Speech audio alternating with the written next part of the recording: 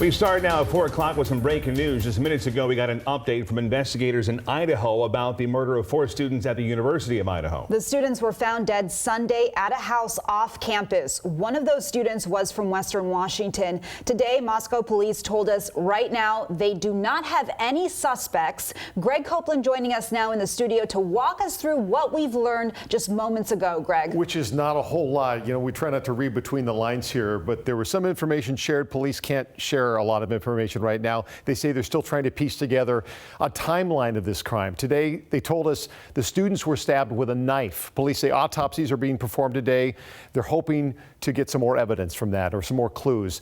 These are the 4 students who were killed. 20-year-old Ethan Chapin is from Conway, Washington, just south of Mount Vernon. His girlfriend, Xana Kernoble, and 2 of her roommates. Now, Ethan's parents told us he had spent the night at his girlfriend's house. Police say Ethan and Xana had been at a party on campus Saturday night, and the other 2 girls were at a bar downtown. They got home about 1:45 in the morning. Police say there was no sign of forced entry. Sunday afternoon, police got a call about the students being found unconscious. Police say 2 other roommates were also at home during that attack. They were not hurt. Police say they believe this was an isolated attack. Right now, they do not have any idea on a suspect. They do not know where that knife is. Parents have been pulling their students from campus as answers have been very slim at this point. The university president says they're being flexible if students decide they need to leave school while this is figured out. We feel confident that remaining open with flexibility to leave allows our students to decide what is best for them. So a lot of this information we already knew. Police cleared up a bit of it. The FBI is also helping with this investigation. One note, the Idaho State Police said the governor has given the full weight of the state. So anything Moscow police needs, they are going to get to try to wrap this up as quickly as possible. Police are asking for any tips to help find the suspect, and hopefully we will have another update for you in the coming days. Guys? All right, Greg, thank you. For the second day in a row, Meridian Elementary School in Kent is closed. This comes after an incident near the school earlier this week. Kent police say the school was forced into a lockdown because of a man who lives next to the school who had a rifle. And to be clear, this is not impacting the entire Kent school district, just Meridian Elementary School in the western part of the city.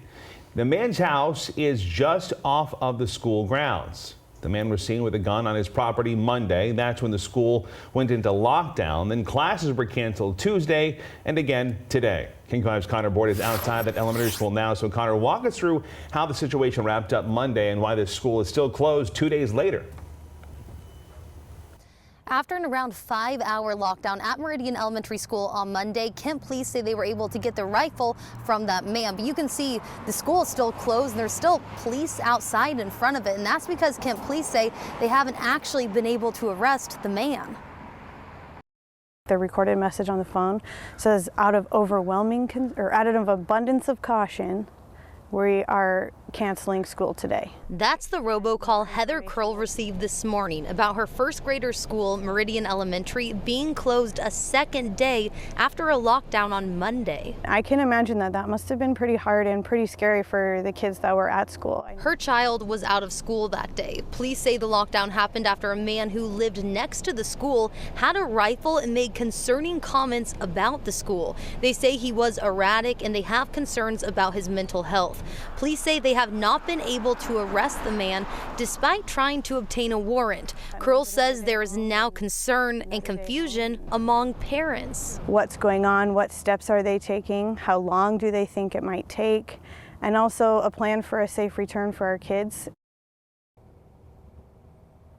Police say they have had 5 prior incidents with this man since 2016, but this is the first incident they've had with him this year. Now, we did talk to a teacher who said that man was on campus earlier that day and that he seemed to be having some sort of mental health crisis. We do not know yet when kids will be going back to school, but coming up tonight at 5, we'll share with you what police are doing to try to arrest this person. Reporting in Kent, Connor Boyd, King 5 News. It was so quick. It was like, whoa, this guy has a gun. Whoa, he's shooting. Whoa, he's in my face. New information to a story we have been following since Monday. Investigators say one of the men involved in a violent string of carjackings in Thurston County was tied to a homicide in Clackamas County, Oregon. King 5's Drew Mickelson has the latest details and spoke with one of the crime spree victims. Drew. Yeah, Jessica and Steve, so there were two suspects, right? One was shot and killed. The other one was shot multiple times. He remains in the hospital. This area just off I-5 where we are is where things got violent on Monday as those two suspects were apparently on the run from the law down in Oregon. And that's when they carjacked the truck of a man named Jerry. Now, Jerry is not sharing his last name with us because he's worried he could still be in danger. He's still shaken up. Monday, two men at gunpoint stole his truck with his dog, Brutus, inside the truck. Brutus eventually ran off after the chase ended about 4 miles down Old Highway 99. Police say officers from multiple agencies fired their weapons at multiple locations. A neighbor later found Brutus, the dog, but his owner says they're still both shaken up. Anger, hurt, your dog's gone, not knowing if the cops shot your dog, not even knowing if your dog's alive for about 6 hours. So yeah, it was kind of an ordeal. There are two investigations going on right now. One involving the police deadly use of force. That's being handled by the Grays Harbor County Sheriff's Office. But Lewis County is investigating the crimes that happened in this area, the carjackings and the shootings. The prosecutor tells us that when that second suspect, the one who survived, is released from the hospital, he'll be booked at the Lewis County Jail, potentially also on those Oregon homicide charges. Live in Thurston County, Drew Mickelson, King 5 News. Drew, thank you. An update now to another story we've been following for several days. The 9-year-old shot during a suspected road rage incident in Renton is out of the ICU at Harborview Medical Center. Isaiah was shot twice Friday afternoon. Police say the driver of a black Dodge Durango got out of their car and approached a blue Ford Mustang at an intersection, and then someone in that Mustang fired. It ended up hitting Isaiah in the other car. The driver of the Mustang took off. Investigators are still looking for that car tonight. We are expecting the weather to start changing tonight. Winds could start picking up in many western foothill communities. So that's going to drive temperatures down even closer to freezing. So we have team coverage for you. We're going to get to your first alert forecast in about 90 seconds, but we want to start with King 5's Eric Wilkinson. Eric, the Snohomish County community is now working to take people in.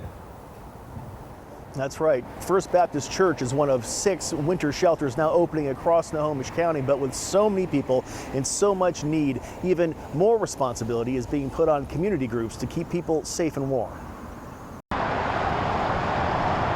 There are about 1,200 known homeless people in Snohomish County right now, more than any time in the past decade. And with a third consecutive colder, wetter winter in the forecast, those on the streets are growing increasingly desperate. Would you like a shelter bag today?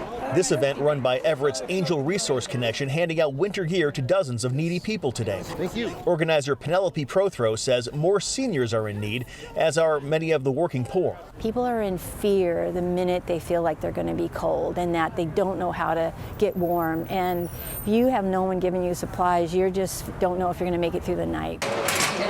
The Everett Gospel Missions Emergency Shelter expects to be at or near capacity when it opens as the temperature hits 34 degrees, and county officials concede more needs to be done. Ideally, we'd have more shelter capacity throughout the year that then could expand during cold weather conditions or heat or smoke.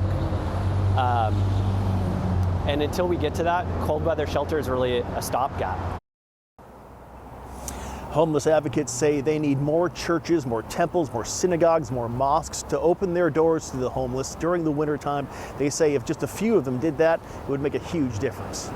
Live in Everett, Eric Wilkinson, King 5 News.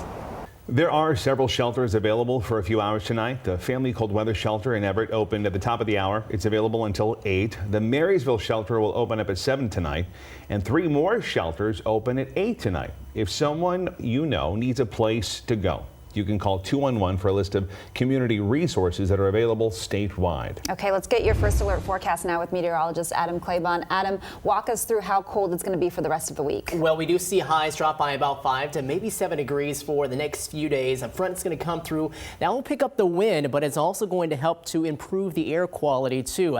You can see most of the areas are sitting in that green, sort of good air quality. Now, the moderate air quality still around parts of Puget Sound, but the winds, they pick up late tonight after midnight, and that should start to mix out the air a little bit and give us a little more of that clean air on the way. Now, SeaTac Airport, there's a little bit of that haze showing up in the sky right now, but another beautiful sunset ahead. Temperatures right now sitting in the 40s, 47 in Bremerton. We're at 48 in Tacoma, 45 in Bellingham. Expect the winds, though, to really begin to pick up. Only around 5 to 10 for the time being, but we do have advisories out for a few spots. We'll let you know when to expect those, and plus talk about those cooler temperatures ahead for the weekend coming up. Adam, thank you. Time now for the Fast Five. The man accused in a double homicide in Seattle's Georgetown neighborhood has pleaded not guilty. John Marcel Williams faces 2 counts of first-degree murder. He was arrested last month after police found 2 people dead inside an apartment complex. Investigators are trying to find the person who shot another person in Shoreline. It happened early this morning on 175th Street, just east of I-5. The victim was taken to the hospital. No word tonight on how they're doing. The King County Sheriff's Office says it is still investigating. Newly re-elected Senator Patty Murray is set to become the first woman to serve as Senate President pro tempore. Senate Majority Leader Chuck Schumer, plans to nominate Murray to this position, which would make her third in line for the presidency, behind the Vice President and the House Speaker. Senate Minority Leader Mitch McConnell has been re-elected as the Senate's Republican leader, defeating a challenge from Florida Senator Rick Scott.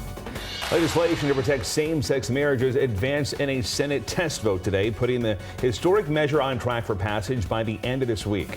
The Respect for Marriage Act would guarantee same-sex and interracial couples, regardless of where they live, that their marriage is legal. If it passes in the Senate, it would have to go back to the House and pass with the new Religious Freedom Amendment. The new face will join the Mariners next season. The M's have traded for an all-star outfielder. Paul Sylvie joining us in studio to explain what this trade is going to bring to T-Mobile next season. Well, the Mariners aren't wasting any time in trying to make the team better for 2023. They land outfielder Teoscar Hernandez from the Blue Jays in exchange for pitcher Eric Swanson and minor leaguer Adam Macko. An all-star in 2021 and a 2-time Silver Slugger, Hernandez will beef up the middle of the order. Along with Mookie Betts, Hernandez was one of 2 outfielders with at least 25 homers and 35 doubles last season. The 30-year-old has 227 RBI over the past 3 seasons, third most among outfielders behind only Aaron Judge and Kyle Tucker. For me, it feels like it's a new chapter on myself, and I think I'm going to enjoy it the best that I can, and I'm going to give everything that I got to the Seattle Mariners. And what I see that this team is capable of, it's pretty awesome. And now being a part of that, it's pretty exciting for me, and I can be any happier than this. Leaving Seattle, Eric Swanson made 57 appearances last year, had a 1.68 ERA. Adam Macko was the number 8 prospect in the Mariners organization. Jess? Paul, thank you. A U.S. Army veteran returns home to Western Washington after serving on the front lines in Ukraine. Still ahead on King 5, we're going to hear from him about his journey overseas. Plus, out to sea, North America's only heavy icebreaker just left the Emerald City. The latest on its new mission in Antarctica. And areas scorched by the Bolt Creek fire are still recovering tonight. We are tracking the growing risk for flash flooding. King 5 News at 4 returns in just 2 minutes.